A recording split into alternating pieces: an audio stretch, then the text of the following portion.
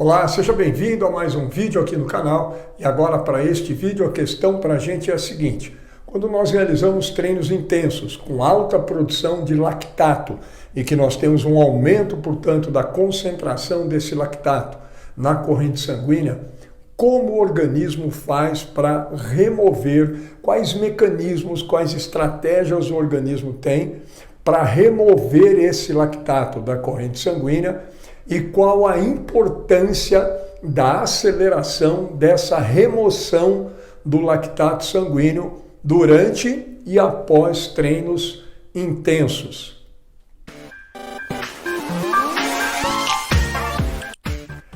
Pessoal, vamos lá. Então agora para nós o ponto hoje, a discussão, o assunto é esse.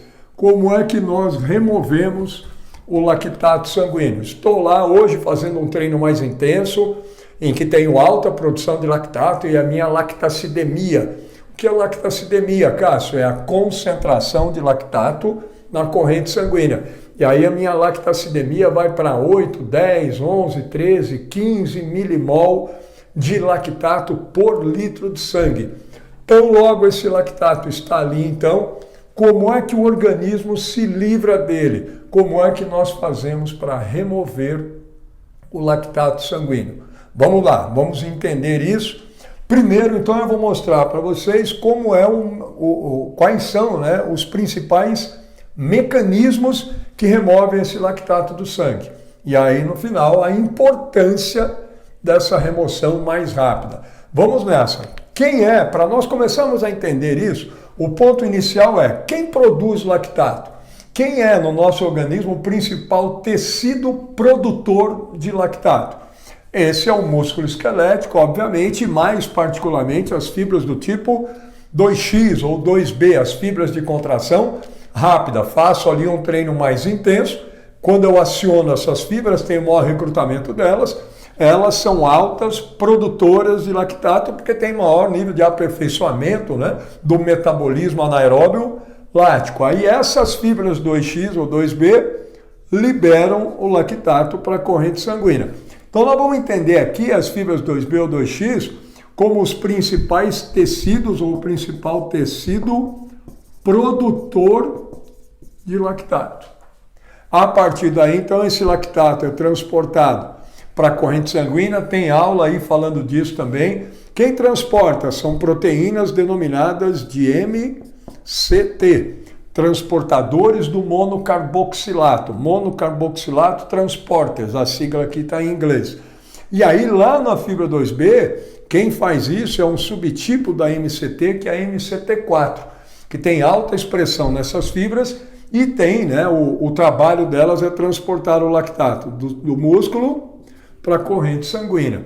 E aí lembra que esse lactato, quando é transportado, o trabalho delas, elas levam o lactato e no sistema de cotransporte, né, levam junto também o hidrogênio. O hidrogênio é cotransportado pelas MCT, o MCT4, cotransportado junto com o lactato. Então, eu tenho o lactato sendo transportado e junto com ele o hidrogênio. Interessa inicialmente para nós aqui quem?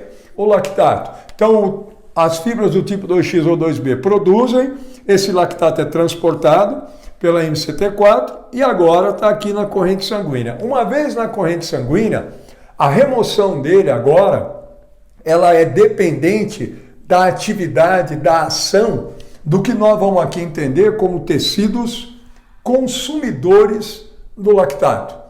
Quem são esses tecidos consumidores e como eles consomem o lactato e, consequentemente, na medida em que eles estão consumindo esse lactato que está ali circulando, em grandes concentrações, obviamente isso é benéfico para esses tecidos e na medida em que eles estão então consumindo esse lactato, eles estão contribuindo para a maior taxa de remoção desse lactato.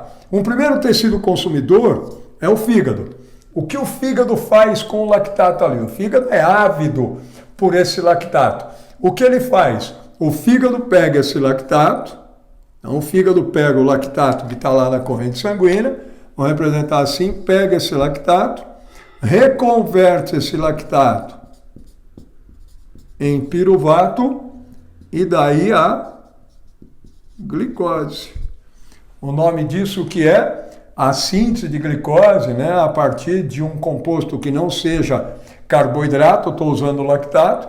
Isso aqui é a neoglicogênese, que tem aula aqui sobre ela, e também estou aí falando sobre a neoglicogênese no vídeo aqui sobre o metabolismo de proteínas no exercício, mas tem vídeo aqui também falando sobre a neoglicogênese. Então, essa reconversão lá no fígado de lactato a piruvato e finalmente glicose, essa então é a neoglicogênese, síntese de uma nova glicose, a partir de um composto que não seja carboidrato. O fígado faz isso aqui e lança essa glicose para a corrente sanguínea ou também aproveita e armazena essa glicose na forma de glicogênio. É o que o fígado vai fazer então com o lactato. Ele pega esse lactato, converte em glicose, pode liberar essa glicose para o sangue e também converte essa glicose em glicogênio e armazena. Então o fígado usa o lactato como um substrato energético para a síntese de glicose, né? Como um substrato, uma matéria-prima para a síntese de glicose e para a síntese do seu próprio glicogênio. Lembra essa reconversão dele à glicose e essa glicose sendo lançada para a corrente sanguínea? Esse aqui é o chamado ciclo de Cori.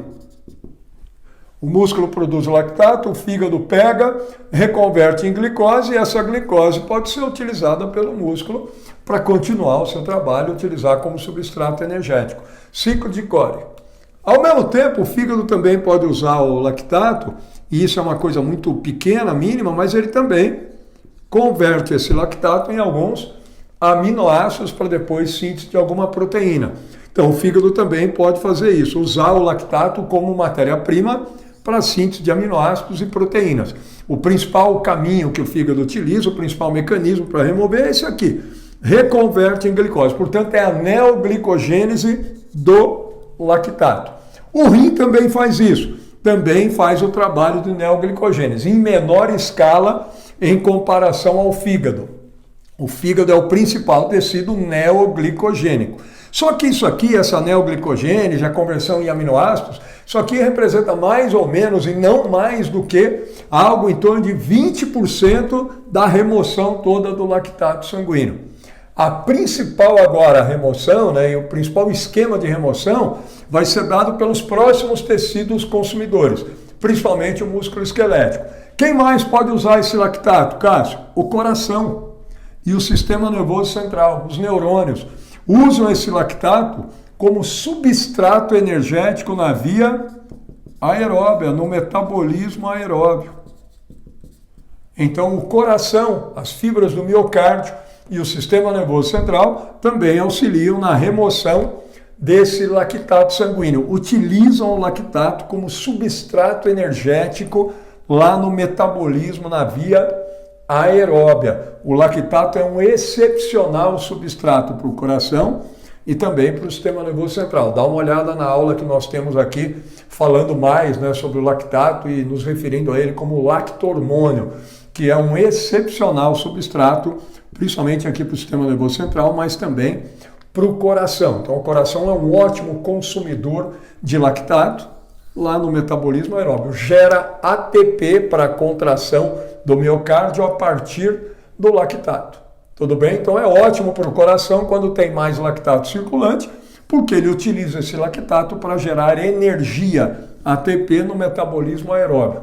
E o principal mecanismo de remoção do lactato da corrente sanguínea é dado pelo outro grande tecido consumidor do lactato, que é o próprio músculo esquelético. Mas agora, fundamentalmente, as fibras do tipo 1, que são fibras aeróbias, oxidativas, especializadas no metabolismo aeróbio. Assim como o coração e como o sistema nervoso central, as fibras do tipo 1 têm agora lá no músculo esse lactato aqui. Olha que bacana, vou representar aqui o lactato aqui no sangue, o músculo pega, só que agora quem recapta de volta são as fibras do tipo 1. As fibras do tipo 2X são altas produtoras de lactato e as fibras do tipo 1 são altas consumidoras, né? São altas consumidoras do lactato.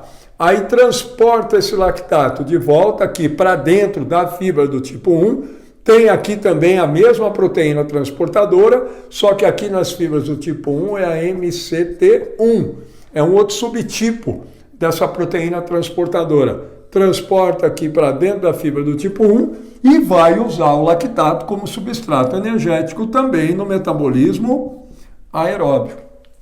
Então o lactato para a fibra do tipo 1 passa a ser um substrato para síntese de ATP. Então usa igualzinho o coração e o sistema nervoso central, a partir desse transporte de volta para a fibra do tipo 1, realizado pelas MCT1, as fibras do tipo 1 consomem o lactato na via aeróbia. Eu uso o lactato como substrato energético. Pronto. Esses são os mecanismos de remoção. É assim que o lactato produzido no treino intenso é removido. O principal mecanismo é esse aqui. A oxidação do lactato pelas fibras do tipo 1 representa o principal mecanismo de remoção do lactato. Isso aqui representa algo em torno de 60% até 70% de toda a remoção do lactato é dada pelas fibras do tipo 1, utilizando esse lactato como substrato energético na via aeróbia, oxidando ele e gerando energia ATP. Fechou? Ô Cássio, então como é que eu otimizo essa recuperação? Otimizando o trabalho de utilização das fibras do tipo 1, né, do lactato como substrato. Aumenta a atividade, aumenta a demanda metabólica das fibras do tipo 1. Se durante um treino intervalado, um treino de musculação, eu tenho as fibras do tipo 1 na recuperação, nos intervalos de recuperação de descanso, eu tenho essas fibras com a atividade metabólica aumentada, elas vão precisar gerar mais ATP e, portanto, vão precisar consumir mais lactato. Como é que eu faço isso? Com aquela recuperação ativa. Entre as séries, por exemplo, de treinos intervalados ou depois de um treino mais intenso em que eu queira acelerar a remoção do lactato sanguíneo. Então eu faço uma recuperação ativa 10, 15 minutos depois do treino. Ô Cássio, como é que é isso entre as séries de um treino intenso, um treino intervalado, por exemplo, ou da própria musculação? Tem vídeo aí, fica atento que tem vídeo aí falando exatamente disso. Como conduzir a recuperação ativa para poder garantir um melhor nível de remoção do lactato sanguíneo. Mas o principal mecanismo de remoção é esse. Então aumenta a taxa, a demanda metabólica da fibra do tipo 1, que você leva a um maior consumo de lactato e a remoção é mais rápida. Isso é excelente em séries de treino, em treinos, com séries intervaladas, né? Então um treino intervalado intensivo.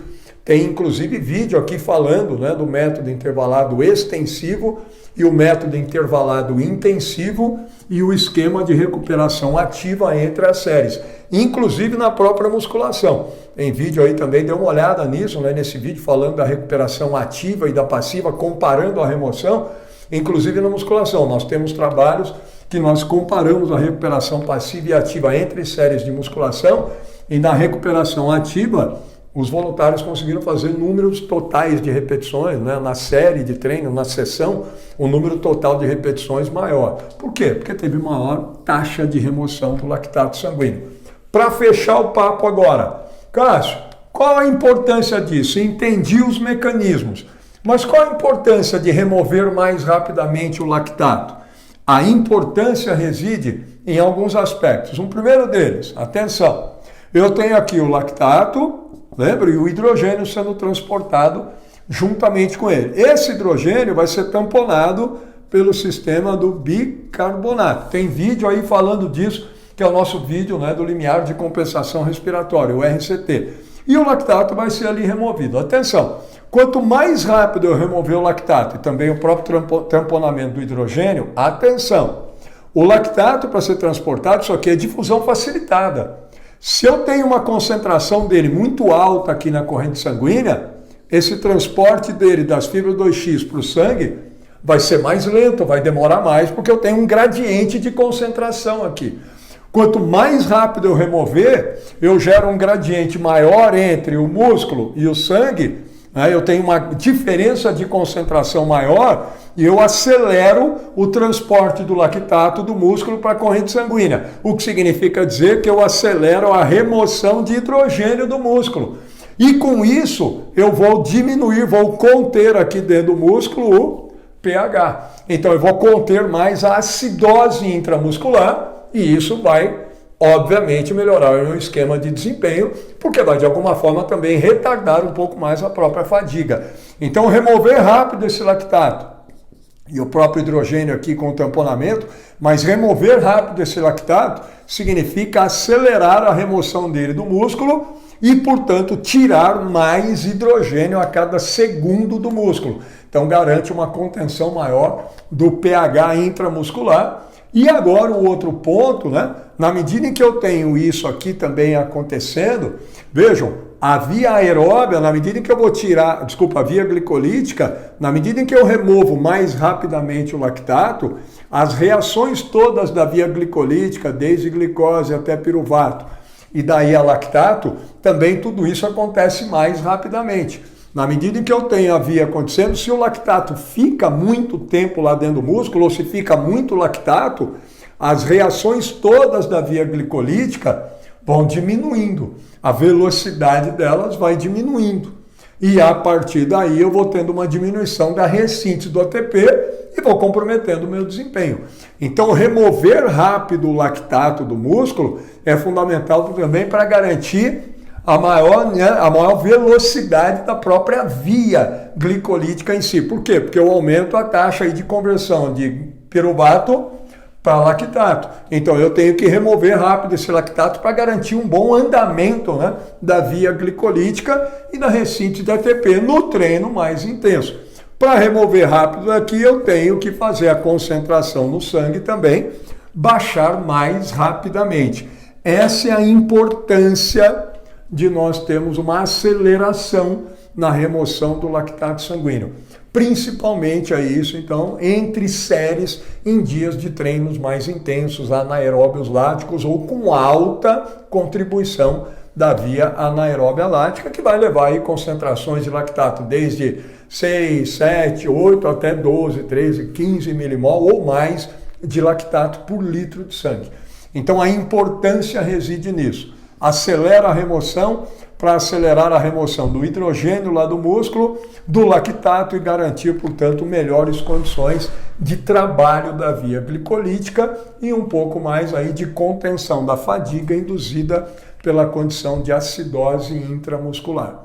Maravilha? Como otimizar esse trabalho como um todo? Isso é o que a gente discute aí no vídeo específico relacionado, então, às comparações, né, entre recuperação passiva e recuperação ativa entre séries em treinos mais intensos. E isso também no pós-treino. Fez um treino mais intenso com alta produção de lactato. Para atletas, por exemplo, que às vezes treinam em 2 períodos, é fundamental, logo depois de um treino mais intenso, remover mais rapidamente o lactato, porque isso determina um melhor nível de recuperação orgânica e recuperação muscular global. Porque não esquece, na medida em que está fazendo isso, esqueci um ponto aqui, já ia me esquecendo. Todas essas reações aqui, de oxidação do lactato, lá no coração, principalmente no coração, nos músculos esqueléticos, e também a neoglicogênese dele aqui no fígado, todas essas reações são reações consumidoras de hidrogênio. E, portanto, na medida em que eu acelero isso, e principalmente para esse caminho aqui, eu tenho também uma maior contenção do pH plasmático. Eu evito um aumento do pH plasmático e, portanto, a condição de acidose metabólica no organismo. É fundamental acelerar isso. Olha que bacana. Porque na medida em que também eu diminuo mais, né, consumo mais esse hidrogênio, eu também consigo ter um tamponamento melhor e tenho um pH aqui fora também menor, eu consigo garantir melhores condições metabólicas lá dentro do músculo esquelético. Maravilha, espero que tenham gostado, que tenha ficado claro. Deem uma olhada nos demais vídeos relacionados a esse tema, que é um tema bastante interessante. Convido então aqui, né, para que você não, se você não for inscrito no canal, se inscreva, recomende o vídeo, recomende o canal para os colegas de vocês, deixa aqui a sua curtida e espero faça parte também, né, do nosso clube de membros aqui do canal, que é uma forma adicional de poder nos ajudar aqui na manutenção do nosso trabalho e espero revê-lo nos demais vídeos aqui do canal. Muito obrigado.